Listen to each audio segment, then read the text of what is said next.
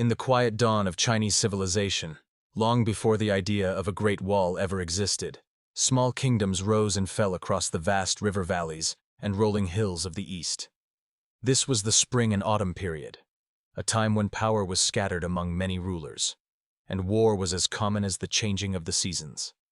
The people tilled their fields beside winding rivers. They fished in still lakes, and they raised silkworms to weave fine cloth. But over the horizon, rival states always waited, watching, measuring, and preparing to strike. The land was divided into countless warring territories. Some were rich in grain, others in iron or horses. And with these resources came conflict. Armies marched across plains, and chariots thundered over dusty roads. To survive, the early rulers built walls. Not the endless stone fortifications we imagine today, but simpler earthworks. Packed soil piled high, with wooden palisades standing above. These were the first lines of defense against invading armies. Each wall was a border, a silent witness to fear and ambition. By day, farmers would work just beyond its shadow. By night, watchmen paced the ramparts, their torches flickering in the wind. The warring states period soon followed, a century after century struggle between 7 great powers. Each sought to dominate the land and bring the others to heel. And with every campaign, the walls grew taller, longer, and stronger. It was during this time that the idea of linking walls together began to take shape. A ruler might connect one stretch of earthwork to another, creating a continuous barrier against northern tribes like the Xiongnu, nomadic horsemen whose swift raids could devastate villages in a single night. Yet these early walls were still local projects, built by separate kingdoms for their own defense. No one ruler yet had the power to bind the land under a single banner. The dream of a unified wall was still far in the future, waiting for the rise of a man whose name would echo through the ages. Qin Shi Huang, the first emperor of China. But that is a story for the next chapter. The year is 221 BCE. The land, once divided by centuries of warfare, now bows before a single man. Ying Zheng, king of Qin, has conquered all rival states and taken the title Qin Shi Huang, the first emperor of China. Under his rule, the rivers, valleys, and mountains are bound together into one empire. The written script is unified. The currency is standardized. Roads and canals are carved through the land like veins through the body, carrying soldiers, merchants, and messages from one corner of the realm to the other. But even as the heart of the empire beats stronger, danger lurks to the north. The Xiongnu, fierce nomadic riders, strike from the grasslands without warning. Their horses are swift, their arrows deadly. Their raids leave farms in ashes, granaries emptied, and border towns silent. Qin Shi Huang cannot allow this. He orders a grand project, one unlike anything attempted before. The scattered walls of the former kingdoms will be linked together. Gaps will be filled. New lines of defense will rise where none had stood. And thus, the first version of the Great Wall of China begins to take shape. This is not a wall of stone. It is built from the earth itself, layers of soil, tamped down until it hardens like rock. Where mountains rise, the wall follows their ridges, its path winding like a sleeping dragon across the land. Where valleys open wide, the wall cuts across them, anchored by watchtowers and garrisons. Tens of thousands are summoned to work. Soldiers, peasants, and prisoners labor side by side. They dig, carry, and pound the earth under the burning sun and the biting wind. The cost in human life is enormous. Some will never return to their families. Legends say their bodies lie within the wall itself, becoming part of its endless length. And yet, the wall grows. From the western deserts of Gansu to the eastern shores near the Yellow Sea, a barrier stretches across mountains and plains. Smoke signals rise from its towers, a warning system that can carry a message hundreds of kilometers in a single day. The first emperor believes the wall will stand forever, a shield to protect his new empire for all time. But history has other plans. Qin Shi Huang's reign, though mighty, will be short. And in the years after his death, the wall will face neglect, and the empire itself will fracture once more. Still, the dream of the wall, the vision of a line uniting the land against its enemies, will live on. It will be rebuilt, expanded, and transformed by those who come after. But for now, in the age of Qin Shi Huang, The first Great Wall casts its long shadow over the northern frontier, and the people of China sleep under its watchful gaze. The Qin Empire has fallen. Its harsh rule and endless demands shattered the unity it fought to create. But from the chaos rises a new dynasty, the Han. They will rule for centuries, shaping Chinese civilization in ways that will endure for millennia. The Han emperors inherit the wall left behind by Qin Shi Huang, a long, weathered line of earth and stone, already scarred by time. But they see more in it than just a defense against the northern tribes. To them, the wall will be a lifeline, a guardian of trade, a shield for caravans, and a symbol of their expanding reach into the western frontier. This is the age of the Silk Road. Far beyond China's borders, in lands of desert and mountain, merchants travel with camels loaded high with silk, porcelain, and lacquerware. In return, they bring back horses from the Fergana Valley, glassware from the Roman world, spices from India, and strange fruits and seeds that will take root in Chinese soil. But between these distant markets and the heart of the Han Empire lies danger. The Xiongnu still roam the steppe, striking swiftly at traders and settlers. Bandits lurk in the passes, and so, the Han rulers extend and strengthen the wall, pushing it deeper into the deserts of the northwest. This is not just a single wall now. It is a network. Lines of fortifications snake through the sand and climb the bare hills. Watchtowers rise like silent sentinels, their beacons ready to send signals of smoke by day and fire by night. Garrisons are stationed at key points. Soldiers live months, even years, far from home, guarding the passes, patrolling the trade routes, and sharing tea and stories under the flickering light of campfires. Along the wall's edge, outposts become small towns. Markets spring up where merchants rest before continuing their journeys. Foreign traders bring new words, new ideas, and new faces. Here, cultures blend. Here, the world feels both vast and closely connected. But the Han do not build only for war and trade. They see the wall as a mark of their civilization, a line that says, "Here is the realm of the Han. Beyond this lies the wild." For over 4 centuries, the Han dynasty holds the frontier, balancing diplomacy and force in their dealings with the nomadic tribes. The wall becomes not just a barrier, but a thread binding together the distant corners of their empire. Yet even the greatest dynasties are not eternal. The Han will fall, their court crumbling into factions, their armies stretched thin by rebellion and invasion. And in the time that follows, the wall will fade, left to the mercy of wind, sand, and time. But the story is not over. Beyond the collapse of the Han lies an age of division, and with it, a new chapter in the long life of the Great Wall. The great Han dynasty is gone. Its emperors, once the lords of a vast and unified land, have been reduced to fading names in history.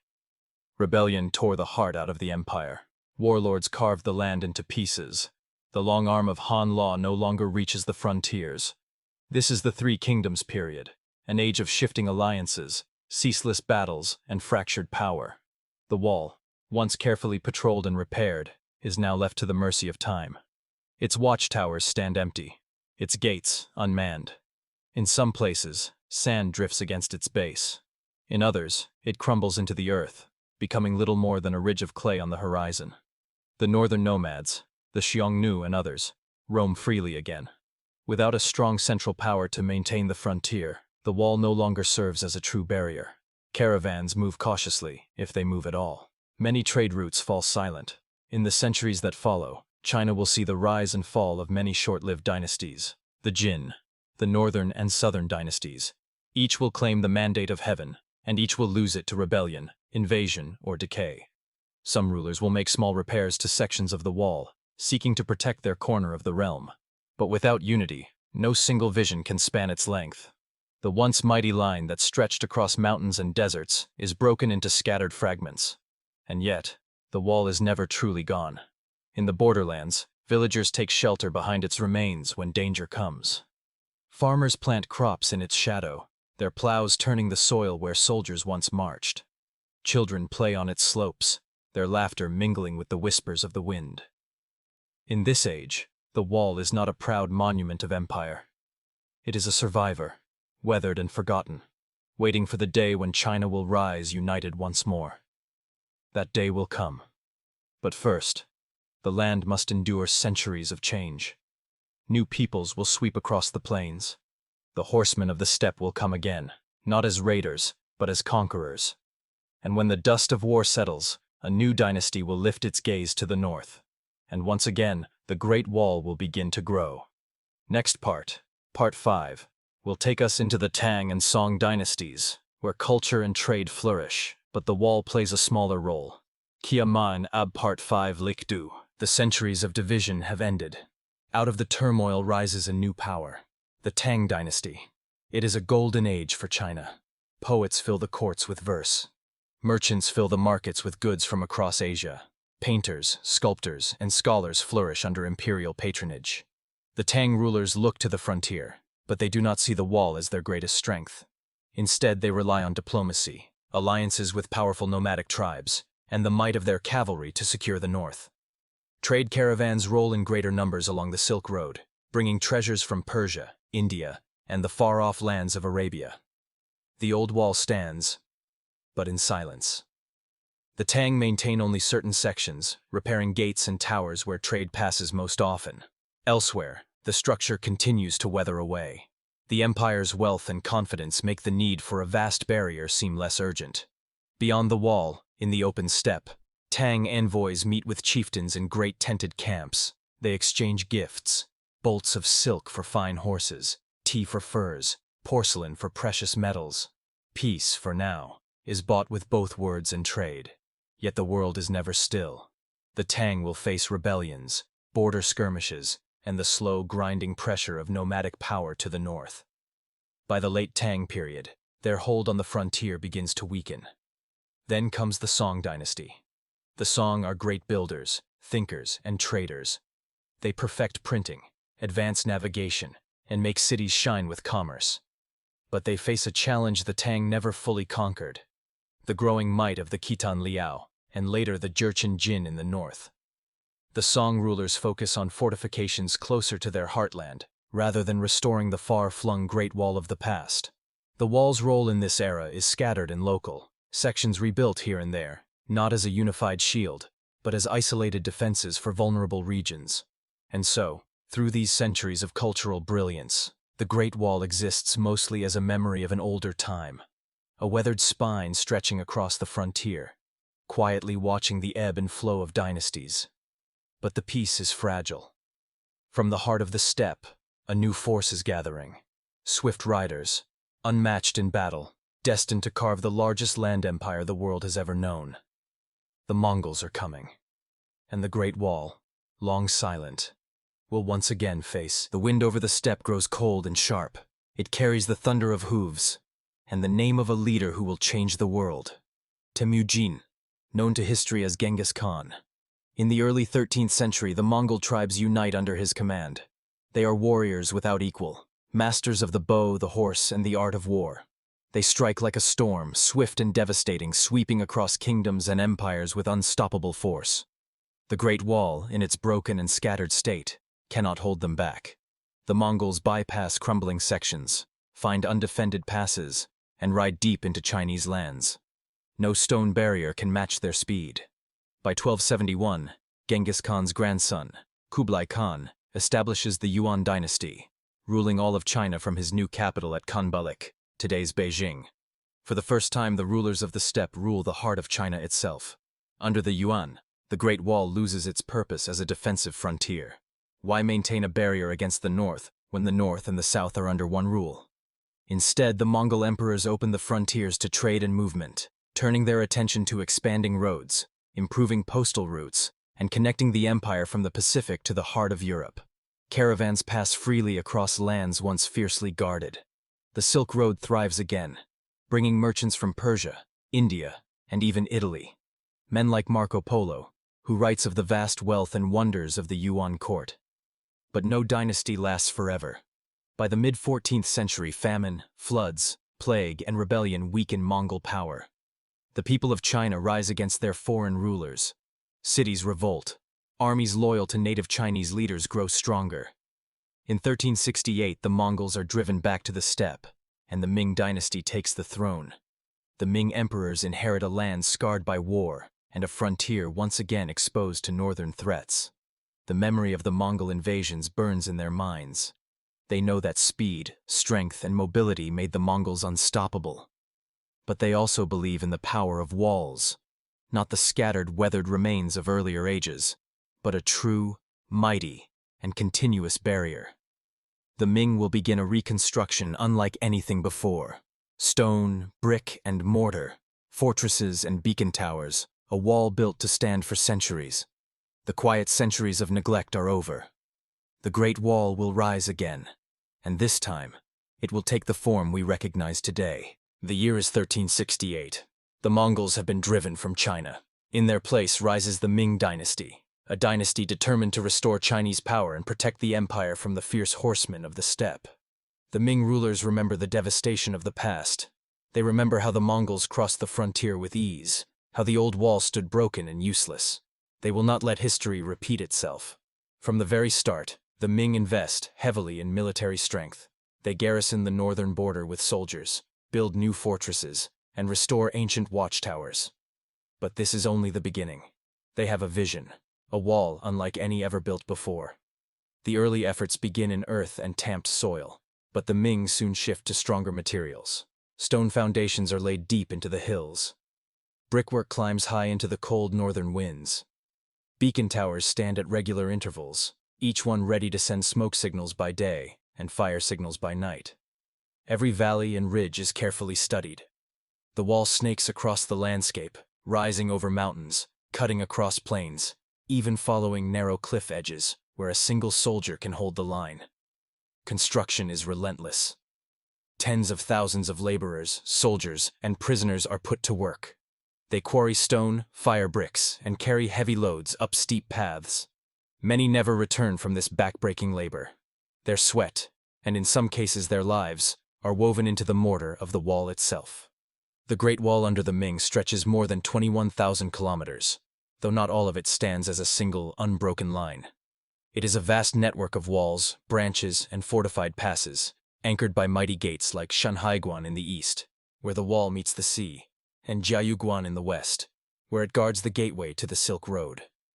In the shadow of the wall, the Ming military maintains constant vigilance. Cavalry patrols ride between watchtowers. Messengers carry urgent news along the wall's length. When enemy forces are spotted, signal fires leap from tower to tower, warning garrisons hundreds of kilometers away in a matter of hours. The wall is not perfect. Raids still occur. Battles are still fought beyond its gates. But it stands as a formidable symbol of the Ming's determination and their belief in a strong, defended frontier. Centuries pass. The Ming dynasty eventually falls, and new rulers, the Manchu, take power as the Qing dynasty. The Great Wall loses its military importance as China's borders shift far beyond its line. But the wall itself remains, a silent monument to centuries of struggle, and to the human will to build against all odds. Today, the stones of the Ming Great Wall are the ones visitors walk upon. Its sweeping curves over the mountains, its towers and battlements, its vast and patient presence. These are the images the world knows. It is more than a defense. It is a memory carved into the earth, a story of ambition, labor, and endurance, stretching across both space and time. And as the sun sets over its ridges, casting long shadows across the land, the Great Wall of China still keeps its quiet watch over the past, over the present, and over the long road of history yet to come.